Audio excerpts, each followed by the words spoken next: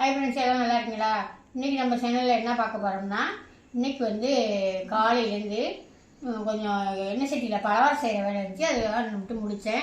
அதை செஞ்சு முடிச்சிட்டேன். முறுக்கு, அதிர்ஷ்டம், சீப்பு முறுக்கு இன்னும் செய்யலை. இது ரெண்டும் செஞ்சுருக்கேன். பாக்கி போய் இப்போ செய்யணும். இப்போ அதுக்குள்ளே நம்ம வெயில் கிளம்பிடுச்சு. இன்னைக்கு காலையில் வத்தல்லாம் போடலைங்க. ஏன்னா அடுப்பில் உட்கார்ற வேலை இருந்துச்சு. அதனால் வத்தல்லாம் போடாமல் காலையில் 6 மணிக்கெல்லாம் அடுப்பத்தை வச்சு அதை செஞ்சுக்கிட்டு இருக்கேன். அதை செஞ்சு முடிச்சுட்டு இப்போ காலையில் வந்து பழைய சாப்பிட்டாச்சு. பழைய சாப்பிட்டு இன்னும் கொஞ்சம் எள்ளடை தட்டணும். அதையும் போய் தட்டிட்டு தான் அப்புறமா மத்தியானம் சமையல் என்னன்னு பார்க்கணும். அதுக்குள்ளே இப்போ வெயிலில் காய வேண்டியதெல்லாம் காய வச்சுட்டு போயிடலாம். மணி கரெக்டாக 9:30 ஆயிடுச்சு. 9:30 ஆயிடுச்சா? இப்போ வந்து நிறையா பேர் வந்து நாங்கள் மட்டன் மசாலா, சிக்கன் மசாலா போட்டுக்கிட்டு தான் இருக்கோம். வீடியோவும் நிறையா போட்டிருக்கேன். மறுபடி இடையில புதுசாக பார்க்குறவங்க கேட்பாங்க போல இருக்கு, ரெசிபி சொல்லுங்கன்னு கேட்டுக்கிட்டே இருக்காங்க. இப்போ அவங்களுக்காக இப்போ கரெக்டான அளவோட நான் இன்றைக்கி எவ்வளவு எடுக்கிறேன், எவ்வளவு காய வைக்கிறேன் அப்படின்னு நான் சொல்லிடுறேன். இப்போ இதுக்கு என்னென்ன நம்ம ஜாமான் எடுத்துகிட்டு வரும் பார்த்தீங்கன்னா, கரெக்டான அளவோட தெரிஞ்சதை நான் சொல்கிறேன், தெரியாததை கையில் சொல்லுவாங்க. மிளகாய் எவ்வளவு கையில் எடுத்துக்கிட்டேன்? மிளகாய் வந்து 1.5 கிலோ. 1.5 கிலோ மிளகாய்க்கு 2 கிலோ மல்லி. ஆமாம், 1.5 கிலோ மிளகாய்க்கு 2 கிலோ மல்லி எடுத்துங்க. மிளகாயை கொண்டு காய வச்சுட்டு வந்துட்டேன். மல்லிங்கிற எடை போட்டு இருக்குது. நம்ம சில்லறையெல்லாம் வாங்குறதுல அந்த இருக்கு பாருங்க மூட்டை, அதில் தான் மூட்டையாக எடுத்துக்கிறது. அப்பப்போ வேணுங்கிறத எடுத்துக்கிறது.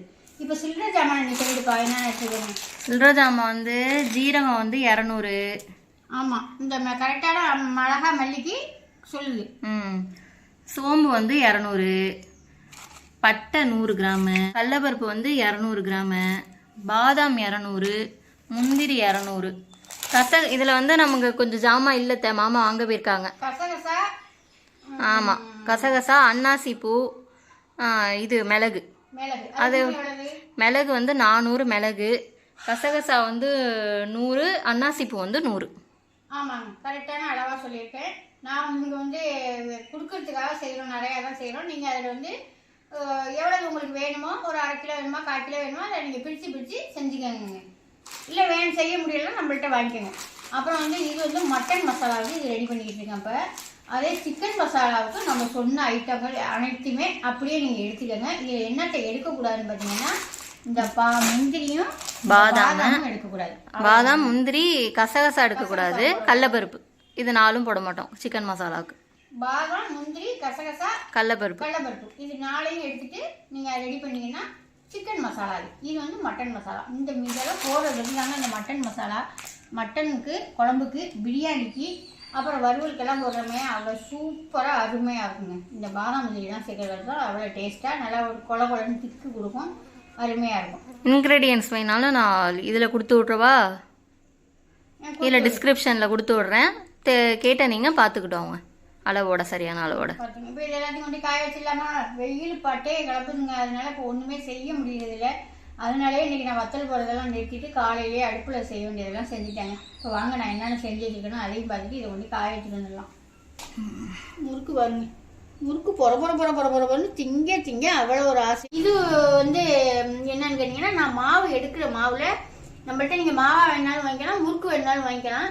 நீங்கள் மாவு வாங்குறீங்க, கொஞ்சமாக நீங்கள் எவ்வளவு மாவு எடுக்கிறீங்களோ அதுக்கு 1 ஸ்பூன் 2 ஸ்பூன் மாவுக்கு தகுந்த மாதிரி எண்ணெய், சுடு எண்ணெய் நல்லா கொதிக்க வைக்காமல் சுடு எண்ணெய் கொஞ்சோண்டு ஊற்றி மாவு பண்ணிங்கன்னா அவ்வளோ ஒரு பொறப்பாக இருக்குங்க. அப்புறம் அதிர்ஷ்டம் பார்த்தீங்களா, மேலே நல்லா பொறன்னு உள்ளுக்குள்ளே நல்லா சாப்பிட்டா அருமையாக இருக்குங்க. இப்போ தான் எல்லாம் செஞ்சு வச்சுருக்கிறேன். இப்போ இதெல்லாமே பெட்டி போடணும். இன்னும் கொஞ்சம் எள்ளடையும் சீப்பு முறுக்கும் செய்யணும். இதை போய் எல்லாத்தையும் காய வச்சுட்டு வந்து காய வைக்கிறதெல்லாம் அப்புறமா அது 2ஐயும் செஞ்சிடலாம். வாங்க போய் காய வச்சிடலாம். கடலைப்பருப்பு காய்ச்சிக்கிட்டு பாருங்க. இது வந்து கடலைப்பருப்பு பவுடருக்கு தான் கொண்டு போய் நல்லா காய வச்சு நம்ம கடலை மாவு திருவையில் அரைச்சிட்டு வந்து கடலை மாவு ரெடி பண்ணுறதுக்கு தான். இது இப்போ ஒருத்தவங்க கேட்டாதாங்க இதெல்லாம் ரெடி பண்ணி கொடுக்குறது. இப்போ ஒருத்தவங்க 2 கிலோ கேட்டிருக்காங்க, அவங்களுக்காக கடலைப்பருப்பு காய்ச்சிக்கிட்டு. இது பார்த்தீங்களா, வத்தல் பார்த்தீங்களா எப்படி கொடி கொடியாக இருக்குன்னு. இது வந்து நேற்று போட்ட வத்தலுங்க. எவ்வளோ சூப்பராக கம்பியாக கிடக்கு பார்த்தீங்களா. இதை நாங்கள் இப்போ கட் பண்ணி நல்லா அரைக்காவது காஞ்சோடனே கட் பண்ணி போட்டுருவோம். உள்ள பீஸாக கட் பண்ணி போட்டுருவோம். இது நேற்று போட்டது எடுத்து இப்போ வெயிலில் கிடக்கு. அப்புறம் வந்து இந்த மாதிரி கம்பியாக வத்தல் வரத்துக்கு எனக்கு ரெசிபி சொல்லுங்கன்னு யாரோ ஒருத்தவங்க கேட்டாங்களாம். ஃபோன் பண்ணி அத்தைக்கிட்ட கொடுங்கன்னு சொன்னாங்களாம். என்னால் ஃபோனில் எல்லாம் பேசுறதுக்கெல்லாம் டைமே இருக்க மாட்டேங்குதுங்க. இதே நீங்கள் என்ன செய்கிறீங்கன்னா, 1 டம்ளர் பச்சரிசி கழுவுன அரிசி எடுத்தீங்கன்னா 6 டம்ளர் தண்ணி வைங்க. அப்புறம் அதுக்கு தேவையான உப்பு, ஜீரகம் போட்டு நல்லா நல்லா காய்ச்சிட்டு தைலம் மாதிரி காய்ச்சிட்டு புழிஞ்சு விட்டிங்கன்னா இந்த மாதிரி கம்பி கம்பியாக வத்த வருங்க. அவ்வளோதாங்க. 1 டம்ளர் பச்சை அரிசிக்கு 6 டம்ளர் தண்ணி ஊற்றிங்க. அவ்வளோதாங்க. எல்லா பலகாரமுமே போட்டு முடிச்சாச்சு. இப்போ என்னென்னா பெட்டி தான் போட்டுக்கிட்டு இருக்காங்க.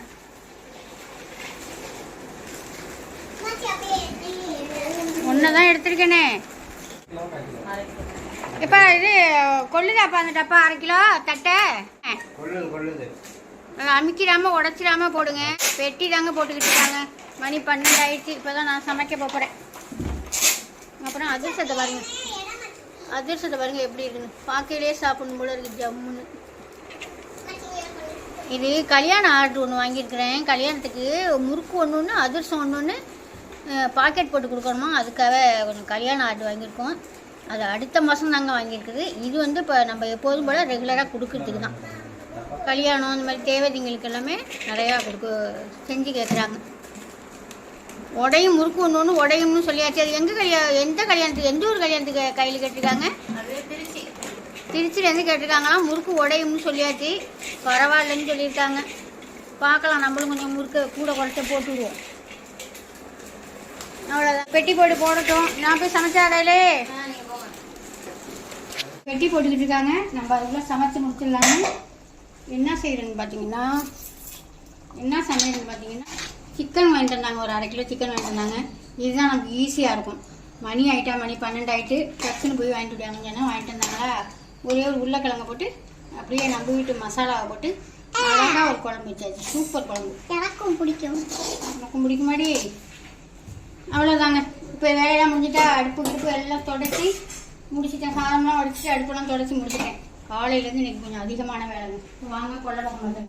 முறுக்கு சுட்ட தட்டு மற்றபடி பலகாரம் செஞ்சது சமைச்சது எல்லாமே கம்ப்ளீட்டாக சமையல்லாம் எடுத்து வேறு பாத்திரத்தில் மாற்றிட்டு கொண்டு வந்து போட்டுட்டேன். போட்டு போன வரையும் மாற்றி கொண்டு போட்டுட்டேன். ஆள் வச்சு விளக்குனாக்கான்னு நீங்கள் கேட்பீங்க. ஆள் வச்சு விளக்கி பார்த்தேங்க. அது என்னமோ எனக்கு பிடிக்கல. எனக்கு மேலே எங்கள் கையில் இருக்காப்புல 2 நாள் விளக்குனாங்க.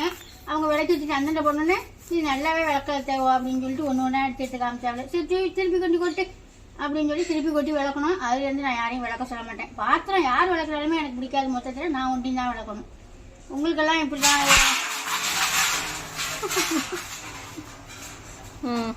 பாத்திரம் மொத்தத்தில் யார் விளக்குனாலுமே எனக்கு பிடிக்காது. நான் ஒன்றையும் விளக்குனாலுமே எனக்கு பிடிக்கும்.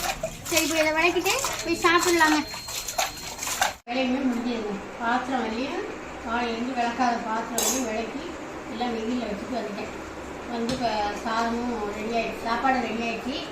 சாதம் கொஞ்சம் குழஞ்சிடுச்சு. வேலையை பார்த்துக்கிட்டே இதில் சாதத்தை விட்டுட்டேன். சாதம் கொஞ்சம் குழஞ்சிடுச்சு.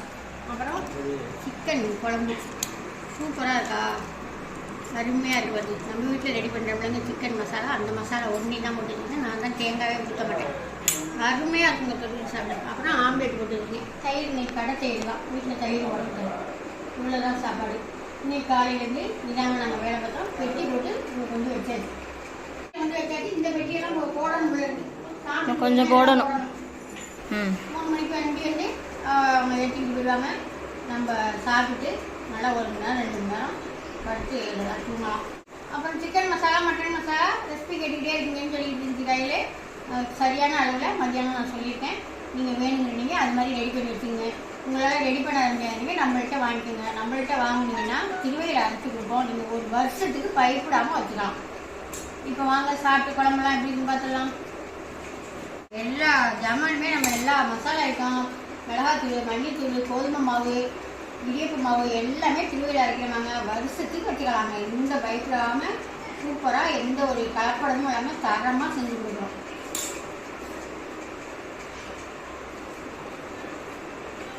நல்லா அது மாதிரி நிறையா ஊற்றி பிணைஞ்சு சாப்பிட்டோம்னா சூப்பராக